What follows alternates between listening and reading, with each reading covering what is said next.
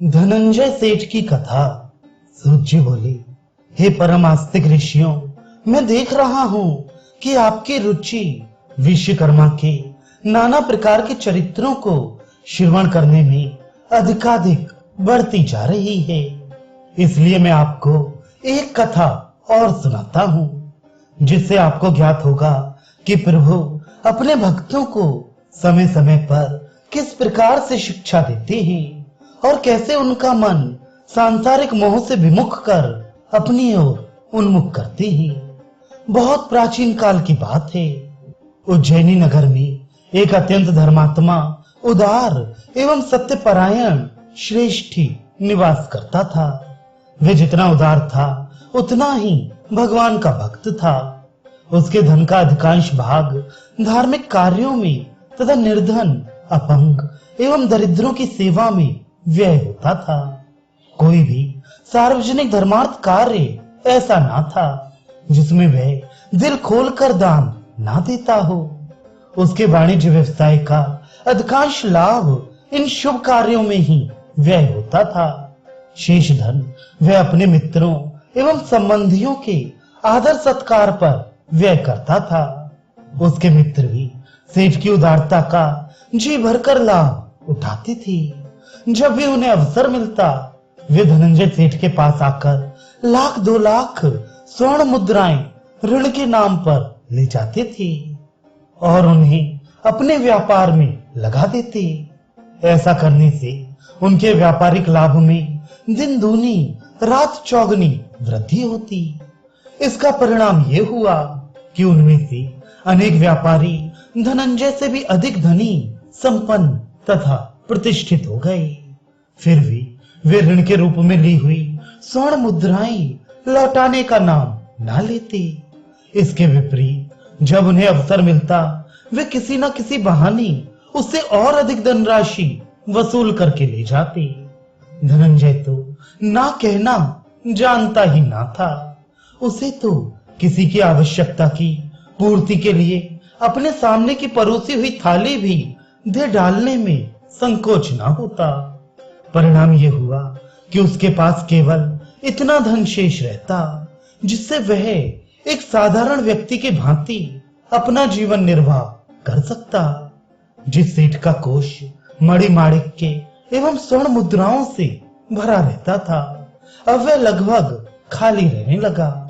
उसके मुनीमों ने उसे अनेक बार समझाया, सेठ जी, आप धार्मिक कार्यों में जो अपना धन व्यय कर रहे हैं वह तो ठीक है, परंतु इन नाम के मित्रों को जो बिना जांच पड़ताल और लिखत पढ़त के रुपया दे रहे हैं वह ठीक नहीं है।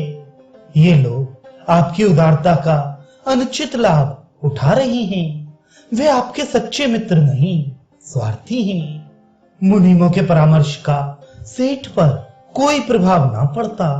वह पूर्ववत उन्हें धन देता रहा और स्वार्थी मित्र उसका धन लूट लूट कर अपना घर भरते रहे।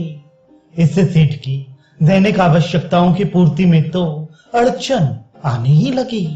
धार्मिक उद्देश्यों से दिए जाने वाले दान में भी नई नई कठिनाइयां उत्पन्न होने लगी। अपने भक्त का ये भोलापन देखकर भगवान विश्वकर्मा ने उसे शिक्षा देने का निश्चय किया। एक दिन सेठ को सूचना मिली कि विदेशों को माल बेचकर और वहां से नया माल खरीदकर उसके बहुत से जो जलयान आ रहे हैं, वे समुद्री तूफान में फंस जाने के कारण लापता हो गए हैं। आशंका है कि वे समुद्र में डूब ना गए हों। उन जलयानों में लाखों स्वर्ण मुद्राओं का माल था और लगभग इतनी ही नगद धनराशि थी। यह सूचना धनंजय तक ही नहीं पहुंची। गर्म हवा की भांति संपूर्ण व्यापारिक क्षेत्र में पहुंच गई। जिन व्यापारियों का धनंजय पर पावना निकलता था, वे उस पर कड़े तकादे करने लगे। कुछ व्यापारियों ने अवांछनीय शब्दों में उसे कड़ी चेतावनी भी दे डाली। वे उससे तत्काल मुद्राएं चुकाने की मांग करने लगे। जब धनंजय ने अपनी प्रतिष्ठा को इस प्रकार धूल में मिलते देखा तो उसने अपने उन मित्रों के द्वार खटखटाए जिन्हें वह आड़े समय में लाखों स्वर्ण मुद्राएं दे चुका था और जो उन्होंने अब तक नहीं चुकाई थी। उसने उनसे यहां तक कहा कि तुम मेरा द्रव्य मुझे ना चुकाना चाहो तो ना सही, मुझे ऋण के रूप में ही दे दो।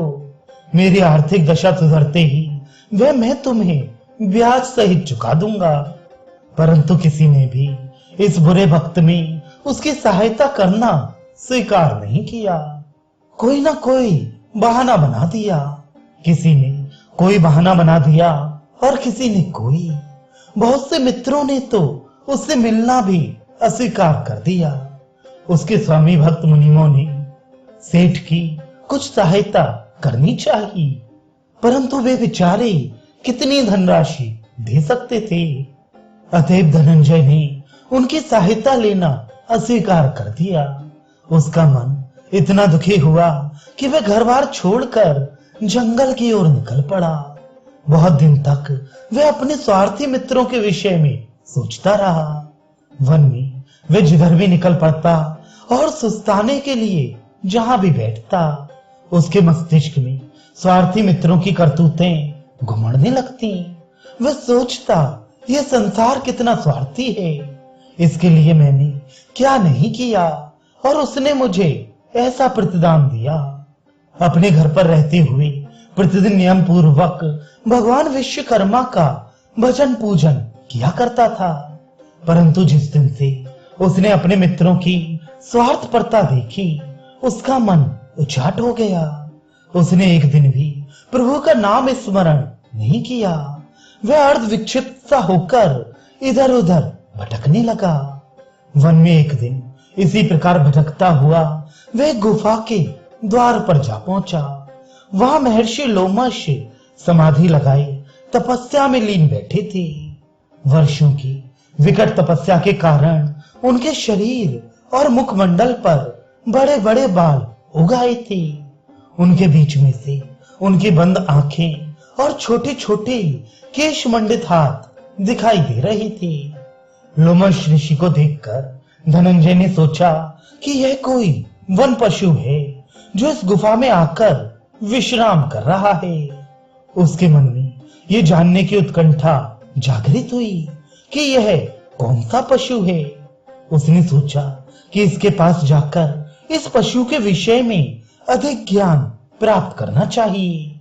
तभी मन में यह आशंका उत्पन्न हुई कि यह कोई हिंसक पशु ना हो और मुझे मार ना डाले। फिर उसके मन में दूसरा विचार आया कि यदि यह हिंसक पशु हो और मुझे मार भी डाले तो मुझे चिंता करने की क्या आवश्यकता है। अब इस संसार में मेरे लिए क्या आकर्षण रह गया है जिसके लिए मैं जीने की इच्छा करूं। ऐसा विचार कर धनंजय तपस्या मग्न ऋषि के पास पहुंचा और धीरे धीरे उनके केश मंडित शरीर पर हाथ फेरने लगा। देवा, उसी समय वे अपनी समाधि से जागे थे। धनंजय को अपने शरीर पर हाथ फेरते देख उन्होंने अपने नेत्र खोले। फिर स्नेह पूर्वक उसकी ओर देखते हुए बोली, बस तुम कौन हो, यहाँ क्यों आए हो, तुम क्या चाहती हो। जिसे धनंजय अब तक जंगली पशु समझे हुए था, उसे इस प्रकार मानवीय भाषा में बोलते देख उसे बड़ा आश्चर्य हुआ। फिर नम्रता पूर्वक बोला, मेरा नाम धनंजय है। इससे अधिक अपना परिचय देने से पूर्व मैं जानना चाहूंगा कि आप कौन हैं, जिनसे मुझे वार्तालाप करने का सौभाग्य प्राप्त हो रहा है। कृपया अपना परिचय देकर कृतार्थ करें। महर्षि लोमश ने बताया कि मैं लोमश हूँ और इस वन में बैठकर तपस्या कर रहा हूँ। अब तो मुझे अपने विषय में निसंकोच होकर सब कुछ बता दो। लोमश ऋषि का परिचय पाकर धनंजय ने अपने विषय में सब कुछ बता दिया। साथ ही यह भी बता दिया कि किस प्रकार उसके उन मित्रों ने उसके साथ विश्वासघात किया, जिनके लिए उसने अपना सर्वस्व लुटा दिया, हर संकट के समय उनका साथ दिया और जो समय समय पर उससे असंख्य धनराशि ठग कर अपना वैभव बढ़ाते रहे। ऋषि ने सेठ को सांत्वना देते हुए कहा, जब तुझे पापी कृतघ्न मित्रों से घृणा हो गई है तो तुझे संसार से विरक्ति हो जानी चाहिए। तुझे अपना संपूर्ण ध्यान प्रभु विश्वकर्मा के चरणों में केंद्रित कर देना चाहिए। ये कैसी विडंबना है कि तू इतना धर्मपरायण होते हुए भी उन कृतघ्न मित्रों को तो स्मरण कर रहा है जिससे तुझे घृणा है, और प्रभु विश्वकर्मा की ओर एक बार भी लौ नहीं लगा पा रहा है। ये कैसा नास्तिकों जैसा कर्म कर रहा है। अच्छे बुरे कर्मों का फल देने वाला वह सर्वशक्तिमान है, वही उन पापियों को भी दंड देगा। तेरा तो एकमात्र कर्तव्य है कि तू सब कुछ भूलकर भगवान के चरणों में ध्यान लगा। इसी में तेरा कल्याण है और इसी से तुझे शांति मिलेगी। जिसने तेरा निर्माण किया है उसे इस प्रकार भूल जाना तेरे लिए उचित नहीं है। वह संसार में व्याप्त सब प्रकार के दुखों का नाश करने वाला और अपने भक्तों के लिए सब प्रकार की सुख सुविधाएं जुटाने वाला है। जब तू उसकी शरण में जाएगा तो तेरा अवश्य कल्याण होगा। वे ही तुझे सुख शांति प्रदान कर सकते हैं। ऋषि का उपदेश सुन धनंजय बोला, भगवान ये सत्य है कि मैं अपने मित्रों के दुर्व्यवहार से दुखी होकर भगवान को भूल गया था, परंतु मैं नास्तिक कभी नहीं था। अभी मुझे प्रभु के चरणों में उतनी ही आस्था है। मुझे केवल एक ही चिंता है कि जिन व्यापारियों ने मेरा विश्वास करके मुझे माल दिया था और जिसे बेचकर मेरे जलयान धनराशि ला रहे थे, उनके डूब जाने पर उन मित्रों का ऋण मैं कैसे चुका पाऊंगा।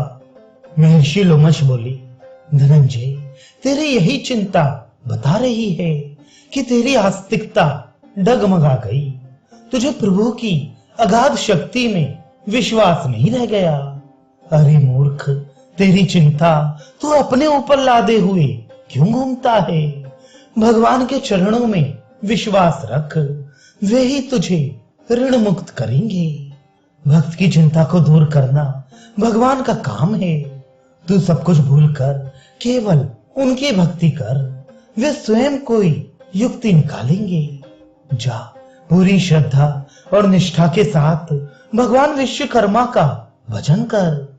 महर्षि के उपदेश पाकर धनंजय उसी गुफा के पास बैठकर प्रभु का भजन कीर्तन करने लगा। नियम पूर्वक व्रत उपवास करता, प्रत्येक अमावस्या को जंगल से लकड़ी कुश आदि लाकर हवन करता। इसी प्रकार करते करते उसे 2-3 मास बीत गए। एक दिन वह भगवान का पूजन करके निवृत्त हुआ ही था कि उसके एक मुनीम ने आकर सूचित किया, सेठ जी मैं कई दिन से आपको खोजता फिर रहा हूँ। आज अचानक आपके दर्शन हो गए। मैं आपके लिए एक शुभ सूचना लाया हूँ। आपके जो जलयान समुद्री तूफान में फंस गए थे, वे कई मास तक इधर उधर भटकने के पश्चात तट पर आ लगे हैं। उनका सारा माल बाजार में बेचकर बाजार वालों का सारा ऋण चुका दिया है। अब किसी को कुछ देना नहीं रहा है। विदेशों में माल बेचकर जो कई लाख स्वर्ण मुद्राएं अर्जित की गई थी, वे भी सब सुरक्षित हैं और आपके कोष में जमा कर दी गई हैं। अब घर लौटकर अपना कारोबार संभालें। अब बाजार में आपकी प्रतिष्ठा पहले से भी अधिक बढ़ गई है। अपने मुनीम से ये शुभ संवाद सुनकर धनंजय का हृदय गदगद हो गया। उसके नेत्रों से आंसू बह चले। उसने विश्वकर्मा की मूर्ति के आगे सिर नवाकर कहा, मुनीम जी यह इन प्रभु की कृपा का प्रसाद है। इन्होंने मुझे व्यापारियों के ऋण से मुक्त करके मेरा मुख उज्जवल कर दिया है। अब मैं पुनः माया मोह के बंधन में नहीं फंसना चाहता। इसलिए मेरी इच्छा है कि मेरी जो संपत्ति है उसका आधा भाग धर्मार्थ कार्यों में व्यय कर दिया जाए। मैं अपना शेष जीवन प्रभु के भजन कीर्तन में व्यतीत करना चाहता हूँ। ऐसा कहकर धनंजय ने मुनीम को विदा कर दिया और स्वयं भगवान की पूजा में व्यस्त हो गया।